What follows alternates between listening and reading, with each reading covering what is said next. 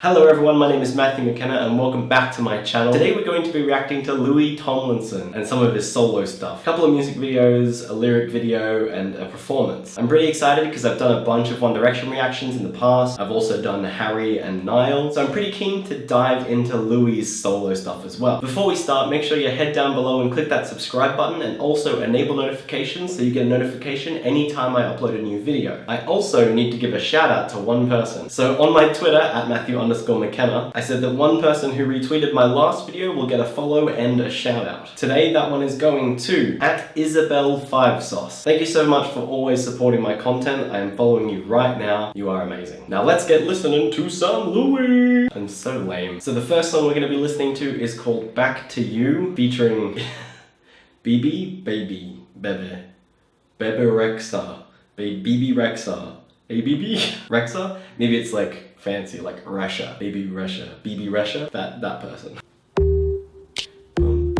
Oh my god, I want that jacket, no word of a lie. That is beautiful. Imagine being so confident in yourself that you'd slap that jacket on and head out and film a music video.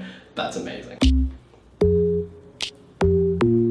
I like this simple beat. That's really nice. I know you say you know me well, but these days I don't even know myself. Her voice is interesting. I actually quite like the husky female tone, so that certainly scores points for me. I don't know how much she will feature in this song, but you know, I guess it's worth pointing out. Yeah, I call you but you never even answer. Damn, she hits those high notes really, really nicely. Oh, you stress me out, you kill me, you drag me down. Okay, I'm not really that big a fan of her voice when she's got that belting out a note, kind of going loud feel. I feel like I really enjoy her voice when she's toned down and a bit more husky, a bit quieter with it. That's quite nice, but I feel like she's maybe trying to go a bit too big. Make it stop, I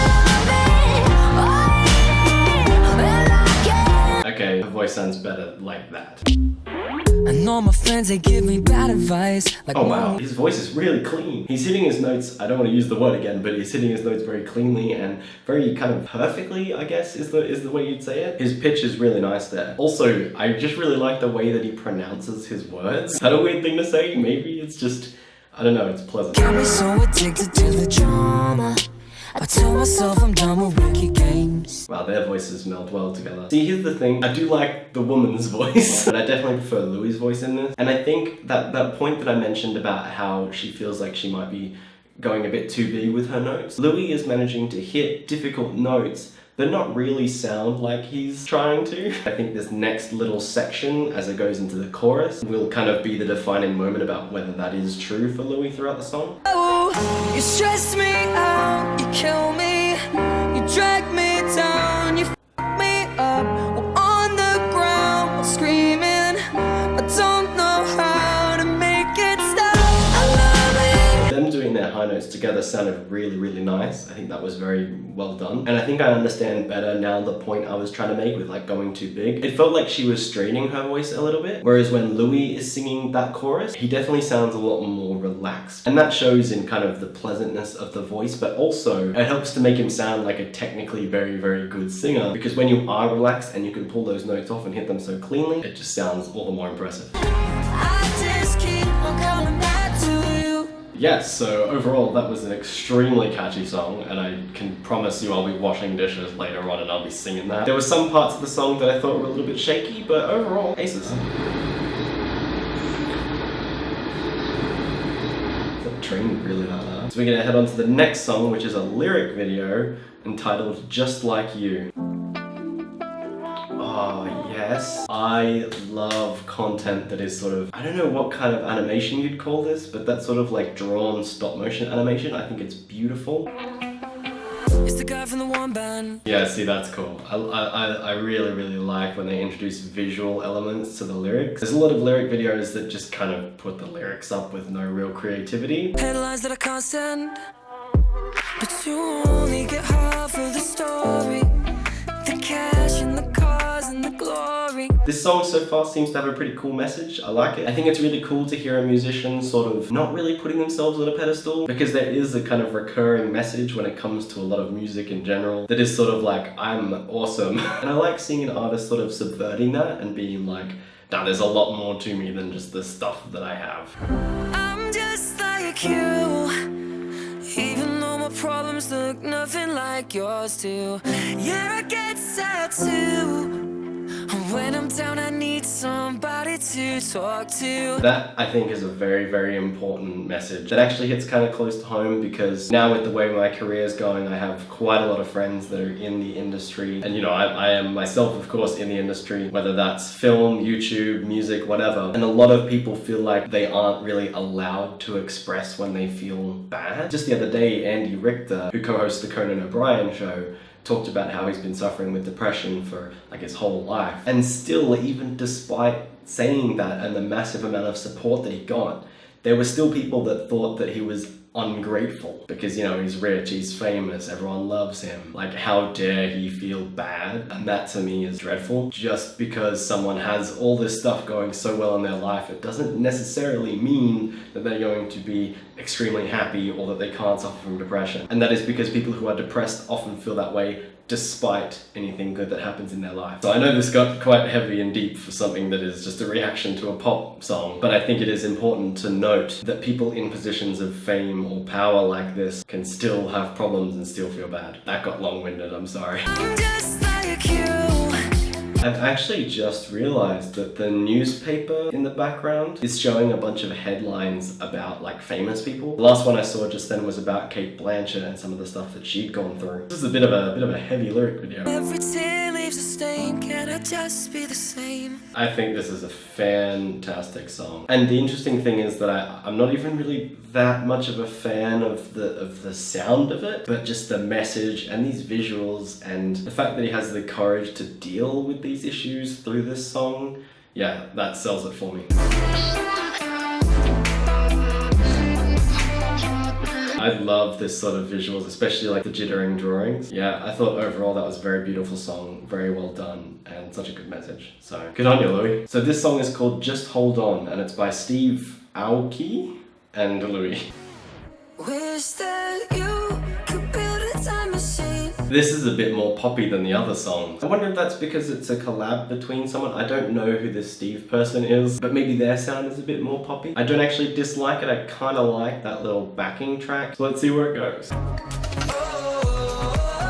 This is kind of cute. I do like music videos that let you travel between a few different scenes. And I also like when those scenes aren't just like, here is scene 1 and then scene 2 and then scene 3. They actually flow through. So I mean, she walked out of the venue, then she walked to the bus stop, now they're leaving the bus stop. It's like got a nice flow to it. Darling, just hold on. The sun goes down and it comes back up. It's a fun little like adventure song, isn't it? That's kind of the feel I'm getting. Like, yo, let's stay up all night and have fun and go on rooftops and watch the sunrise. I've got to say it, these two are so cute together. And see what I mean as well? Like, if it had just suddenly gone from them chilling at a bus stop to now we're in Las Vegas and partying, I feel like it wouldn't have been nearly as powerful, because the idea is that they're sort of on this whole thing together and now they're here and it's big and fun. In so many like pop songs and so many music videos, I see these like clubs. Oh, we dancing in the club, having fun in the club. I don't know if I'm alone in this, but that just doesn't seem like a fun time to me. I mean, I don't know, I'm not really that big a fan of dancing or being in hot places or loud music. I don't know, it's just, it doesn't seem like that fun of a place for me. What do you do when a chapter ends? Do you close We're the closed. book and never read it again? So if you just give a security guard a bunch of money, they will let you in to their store after hours. Who you are or who you'll become? They're getting married. Oh, okay. It wasn't a store, they were getting married in a church. I should have guessed that by the veil. God, I can be an idiot sometimes.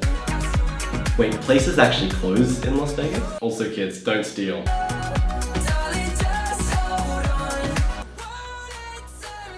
So you're gonna walk in on them, that'll be really awkward. Oh, yeah. Oh, they didn't book the place. See, I thought that was their hotel room. No, just a random empty hotel room. Classy. Darling, just hold on. I'm gonna be honest, out of the 3 songs that I just listened to, that was my least favorite. The music video itself though, I thought was really well done. Like I said, I like the way that it has a story. I'm a sucker for a music video that has a story. And I'm also a sucker for music videos that have smooth transitions. It was very much like you're following them on their adventure the entire way, which was a pretty cool element. I just didn't really like the song itself, unfortunately. Alright, so the last video I'm going to be listening to is their Teen Choice Awards performance of Back to You. I do really like the idea of listening to the song first and then watching a live performance of it, and especially because I quite enjoyed the way their voices worked in the studio. I'm really interested to see what I think of it in a live setting. So let's go.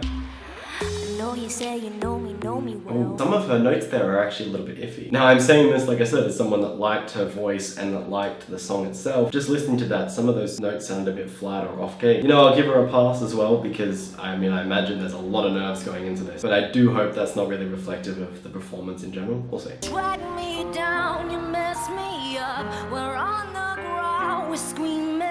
I love this set they've got going on stage though, like crazy like funhouse carnival mirrors. That's kind of cool.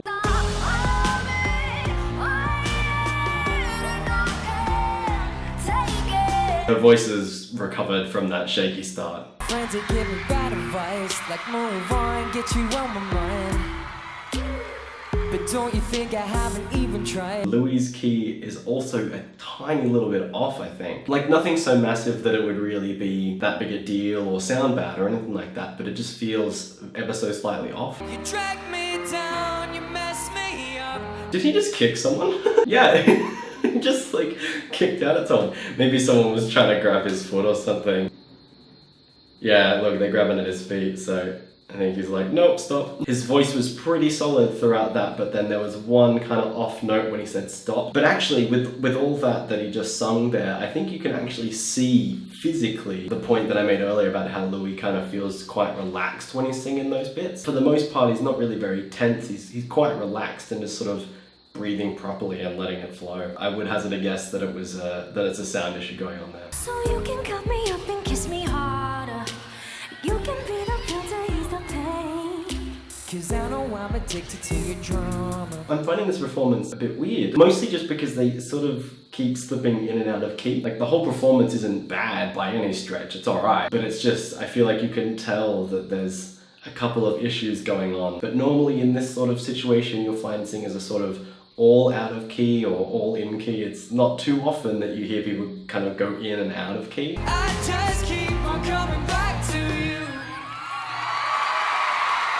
They're really cute. So yeah, as I said, I actually quite enjoyed that song, Back to You. And that Teen Choice Awards performance was alright overall. I just think there were some little shaky issues. I actually went into this kind of thinking that I would enjoy Louis' songs, so I'm not as surprised that I did. But I especially like the sort of toned down bits of Back to You. Overall, pretty impressed. So let me know what you thought. Had you listened to Louis before? If you hadn't, what'd you think? Leave your comments down below. Also make sure you let me know who you want me to react to next. And don't forget to give this video a big old thumbs up if you liked it. As always, thank you for watching and have a lovely time until I see you next. See ya!